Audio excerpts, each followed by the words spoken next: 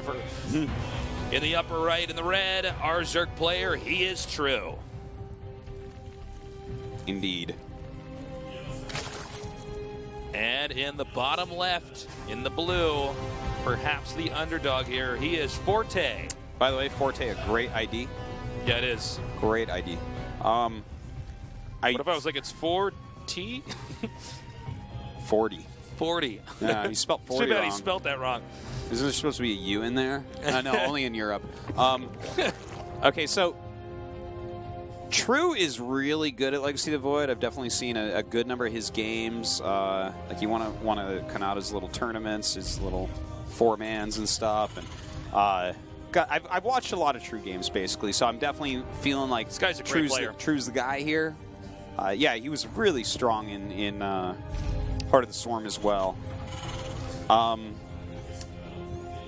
Now, Fantasy, or not Fantasy, Forte, he beat, Fantasy alive, Lucero, as we see here, did lose to Hurricane. I mean, Forte hasn't really done anything in his career yet, so... Yeah, he's our dark horse here. Yeah, and it feels like the matchup might be slightly Zerg favored right now, based on what we've seen, but... When I don't know. When Zerg gets a solid ground army, it seems pretty tough to face it head-to-head. Ultras are all right. Yeah, they're pretty good, Artosis. Yeah, like 7 armor and stuff. I saw this Viking land in front of an Ultralisk. It didn't go well. I bet it didn't, no. Yeah. Can't remember where I saw that. It was in the some new StarCraft Ultras, video. A new Ultra would kill, like, max supply of landed Vikings, probably. He probably needs one transfuse to get through them all. But let's see how this goes with Forte. Yeah, we did see a quick command center here by Forte. And a few preliminary lings coming out to just spot for Terran doing anything suspicious. And from here, we're going to see both players tech up. We have the factory started, ling speed started, and both players making a lot of SCVs and drones. Indeed. Thus is the early game here. I got to say, I really liked Sari's play yesterday. When he was playing against Symbol. Looked good. Yeah, he looked really, really nice with his Terran versus Zerg. Like some very sharp timing attacks, going into Liberators later on to counter the Ultras. I liked pretty much everything about the way that he had played that. I wonder if Forte will bring in kind of like a similar style here. And as far as True goes, I'm interested to see exactly what unit composition he wants to go for. Obviously, getting that early Zerging speed is you're always going to get. But, almost. That was close. Almost got the deny there. That could have been super annoying. But Yeah. the Lings do at least spot the swapping of the factory and the barracks. Yep. So he does know what's going on. Some Hellions are going to be produced. There is a third command center on the way. So Forte really getting that economy flowing. Not uncommon at all right now in this matchup. Yeah, he wants to power up pretty heavily here. Unlike the TVZ we saw yesterday.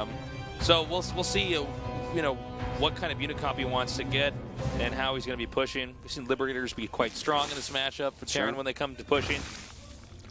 Yeah, especially if you're not going for Mutalisks or something like that. Well, I mean, they do splash damage anyway, so you can kind of use them. Like, sure. They kind of feel like Valkyries a little bit against Mutas, where like if you have enough, the Mutas disappear, but if you don't, the Mutas win. Yeah. But yeah, right now we do have Cloak on the way, so looks like some Cloaked Banshee plus Hellion harassment is going to be coming up. Very nice scout in this Overlord. Yeah, he's going to have a very good idea. He should even be able to spot, yes he will, that other command center down there.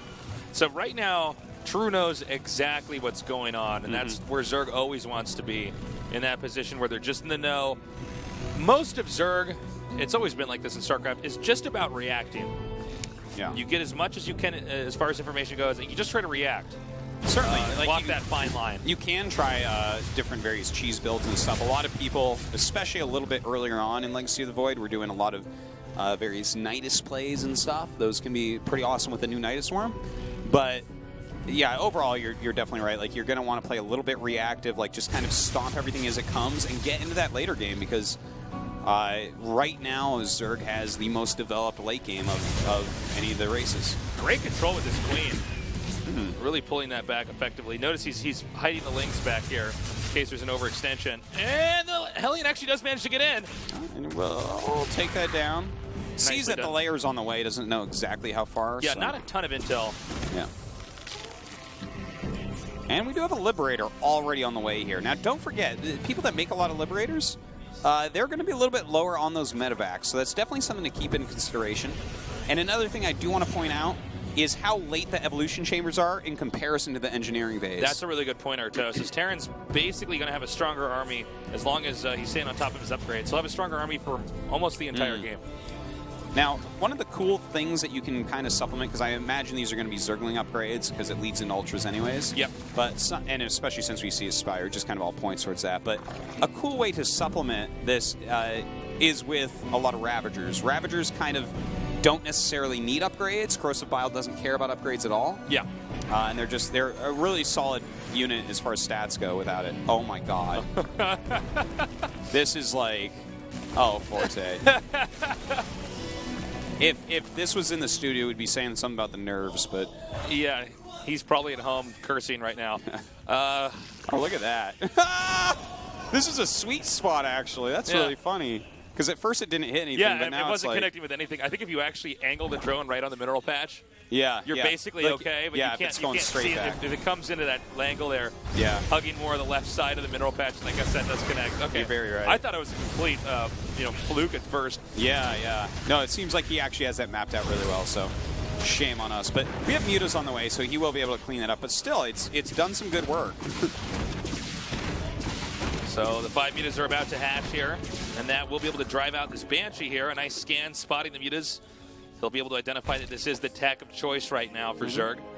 And Forte is actually quite interested in pushing out. I didn't think if he was going to take 3 bases this quickly, he would be this okay with actually attacking out, but it seems like he's going to do both. I don't know if he can actually eat his cake and have it here, but we're going to find out. Well, let's see. He is pushing forward and trying to hit this hatchery. It looks like he should be able to actually get it. Yeah, it does get canceled. So some great pressure so far here by Forte. You know, I think he just realized that this had to be Mutas with how that Liberator just was never dealt with, because you're either going to go for Ravagers or Mutas, and the Ravagers will deal with that a lot quicker. So he just hit this very tight little window where True was making Mutas. It worked out, and he's actually going to be able to get out of here pretty easily, too.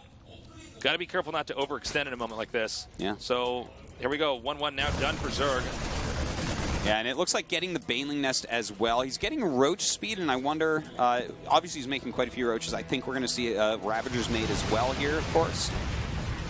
And Adrenal Gland's probably going to be what he gets out off this hive first. And of course, you want to get the Ultras Cavern, but he doesn't really have that big of an economy to support Ultras right now. 3 base versus 3 base right now.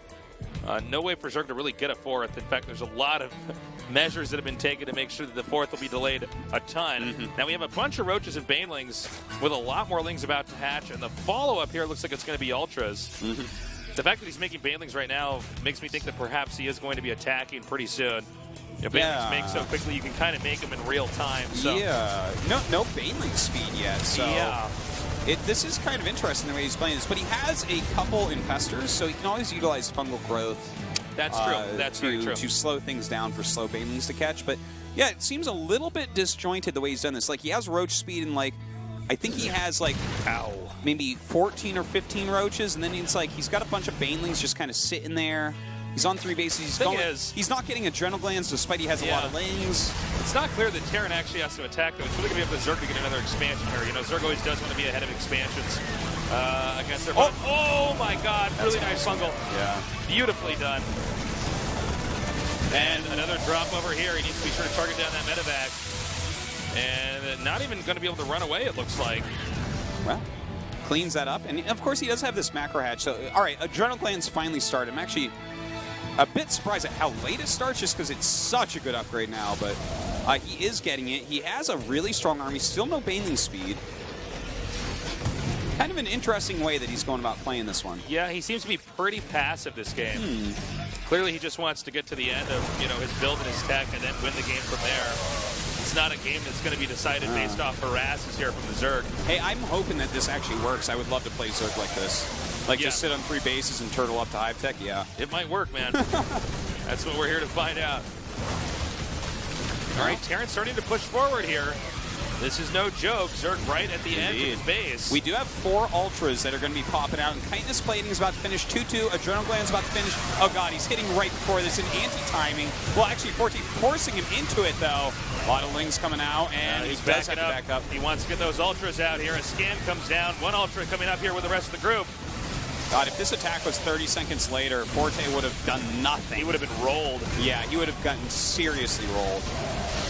We don't see any fungal growth here. We can assume there's probably not enough energy there on those infestors. The push is still happening, man. Forte is still going to go in here. He's actually going to try to go for the kill.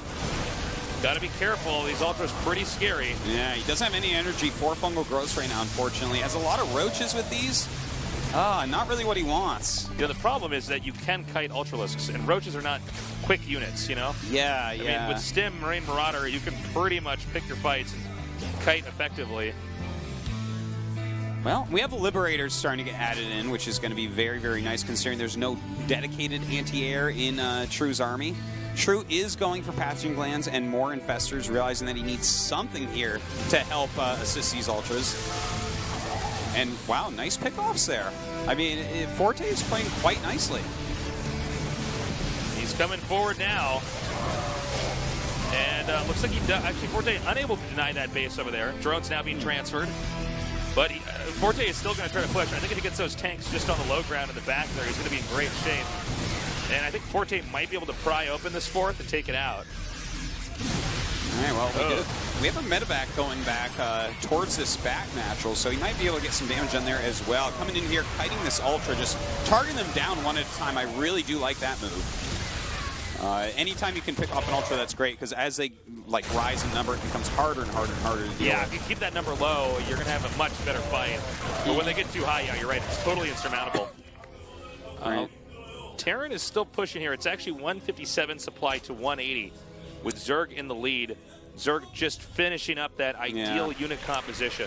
Indeed, but even that supply is a little bit misrepresented here. A lot of that is in Roaches, and the Roaches don't have any attack upgrades, and the later we get into the game, the worse the Roaches become. So these Roaches aren't really that useful, and he doesn't have the gas to turn them into Ravagers. He's committed his gas to Infestor Ultra right now. So, yeah, the Roaches, you look at that supply and you're like, oh, yeah, True might even be winning. It's, no, not exactly.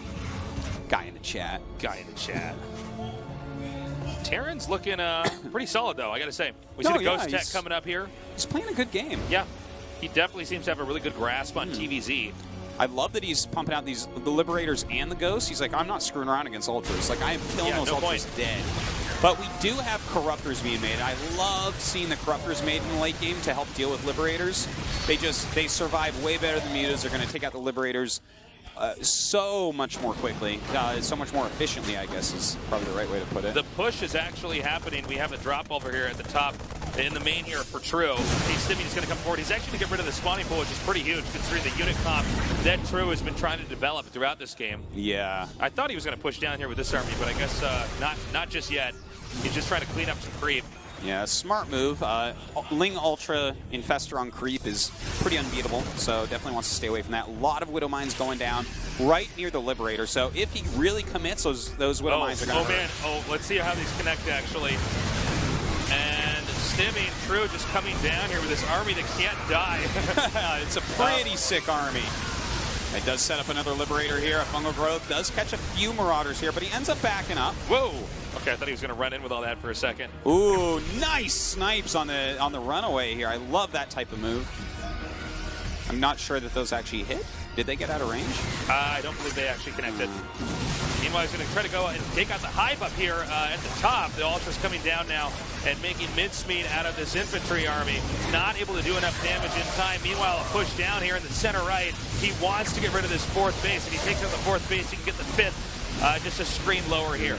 This is getting a little bit hard, even though he still has a lot of spice. Still, a lot of it's in these Roaches. They're not really helping. They're standing behind the Ultras. If anything, they should probably be the ones tanking here. And he can't go into these liberation zones either, don't forget. But the Corruptors are flying down. We have more Lings on the way. And those are the type of units that we need to see here. I think Forte's just barely won this. Oh my God, those Fungals were sick. Yeah, they really were. Nicely done, but is it enough? I mean, right now, Forte with very good control is just continuing to back up and back up as reinforcements come in. And eventually he's whittled this down to nothing. I think it's going to be True losing his last base over here at the bottom right, and ultimately losing this game. Yeah, the Liberators dealt ridiculous damage in there. The Roaches really weren't helpful in this late game scenario here, and now he's even picking off some of these Infestors. There's not a whole lot left for True. GG. Nicely done. Forte looking pretty sick. Yeah, he played a really nice game there. Like how he utilized that Liberator in the main base and then kind of used that time to have his Banshee picking off on the 4th while moving in. He just kind of abused that weak area for True where he didn't have any anti-air for either for the Banshee or for the Liberator. I am wondering if that's the right unit composition for True to go on that map. How is he ever going to attack Terran? It all that? felt right? super disjointed with a lot of Banelings without speed as well as a bunch of Roaches with speed. And it's not that, like, Roaches are a nice way to shore up your army and give it some health so that you don't just, like, put run your lings in, they all dead, and you're like, oh. But I don't... Yeah. I do not understand. On a map that's that open, how would you ever get across the map and kill Terran? I mean, Terran could just kite you for days. You know, yeah, it's... if you were on a tighter map or in a, kind of a different position... Now, I do think Zerg could defend that pretty effectively, but because it's Legacy of the Void and people are expanding much more quickly, and we're seeing locations on the map being acquired that we oftentimes didn't see in previous StarCraft 2 games, I'm not sure what the end game plan is for that. Well, I think he's just trying to get a bunch of Ultras with Infestors and then just, be like, okay, you can never kill me. And he never quite got to that. I want to say, now, Legacy of the Void is still new, and True is very good at it, so he knows very well. But I just wonder, it feels like instead of the Banelings, if he had made a bunch of Roaches into Ravagers, because, like, a Ravager hit is like a Baneling hit, kind of. Not exactly, but, like, it does a lot of splash, it does a lot of damage. You could still kite him as well, it's though, reusable. With that too, but yeah, but, like, if they're chasing you and stuff, like, you can lay it behind them, in front of them. There's, like... The Ravagers have a lot of flexibility. Slow Banelings do not. Yeah, I think we're going to have to see some more games. I'm just not sure about the way that True approached that. Anyways, we're going to go into game number 2 here and see if True can give us a better showing of Zerg. In the... Cheesy. In the bottom right in the red, going for a proxy Rex, he is Forte.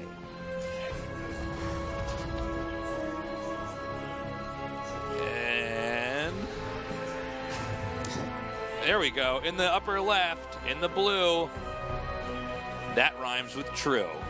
Whoa, that was really great. Yeah, 10 years of casting, guys. That's the kind of stuff you can come up with just on the fly. Now look at this.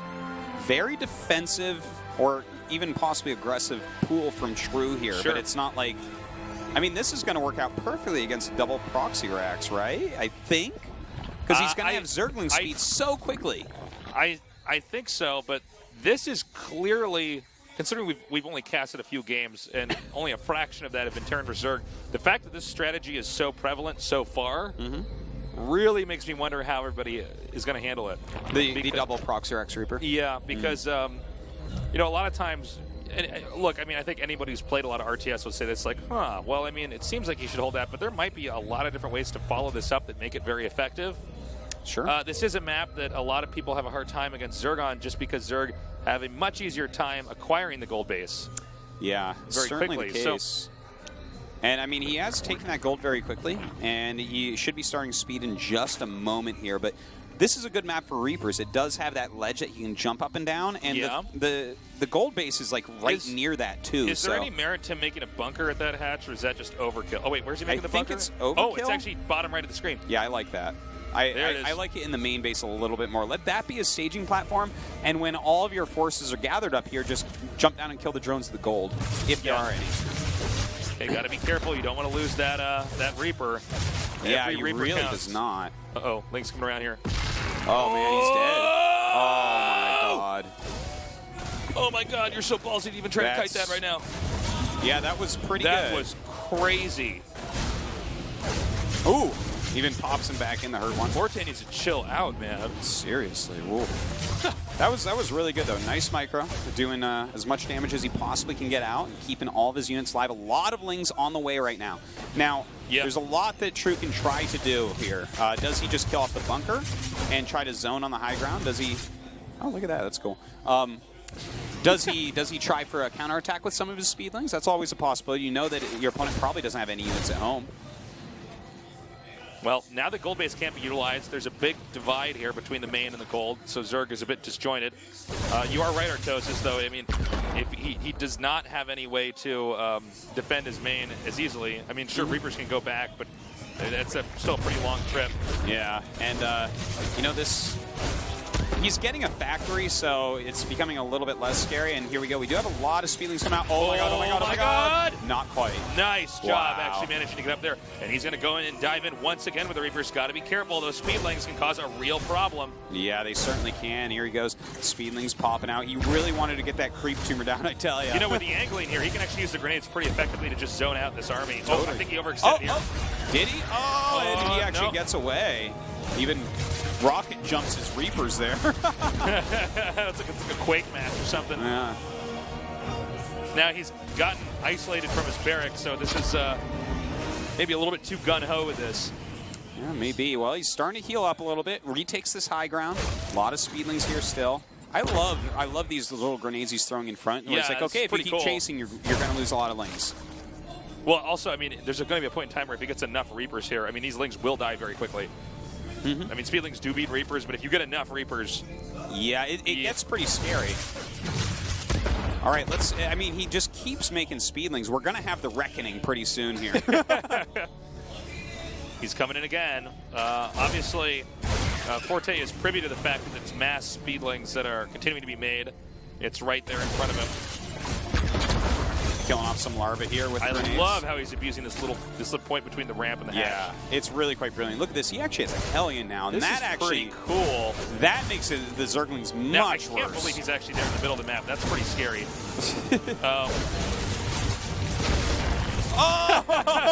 Cool. Very cool. Totally awesome.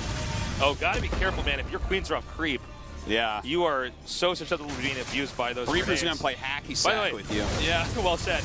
I like that. Okay, the lings are coming down now. Oh, sick. Oh, what is happening? I don't even know what's going on. Oh my God! I feel like I was just watching a Mario Maker music map right there, man. I was watching a 4th of July fireworks thing. Well, now he's transitioned into a lot of Hellions. By the way, man, he's actually going to get Banshees behind us. And not just that, but Hellbats. Yeah. And this Mass Sling doesn't do well against that. Well, this is like what I was saying earlier on, where we don't really know all the different ways you can take a build like this. There might be, it might be more than just trying to sucker punch your opponent. There might be a lot more utility and a lot more different builds you can develop on the back of this one. And look at this. Oh, look at this. Oh, okay, he sees a Banshee. Counter. That's nice. But True only has 17 drones, by the way, but he has a gold base, so that kind of makes up for it, funnily enough. But he's taking another gold. Oh, how cute is that? Uh-oh, I don't think we have True paying attention here. Those queens isolated. Cloak almost finished. And with Cloak finished, he can really start to beat up the queens. We don't have a lair, so he needs spores. Yeah. Like, he can't make an Overseer. Okay, here we go. The Hellbats are here. There's a huge counterattack, though, back here at the expansion. This expansion will have to be lifted. Meanwhile, the entrance is under heavy fire. Oh, man. However, nothing really to defend over here at the gold base.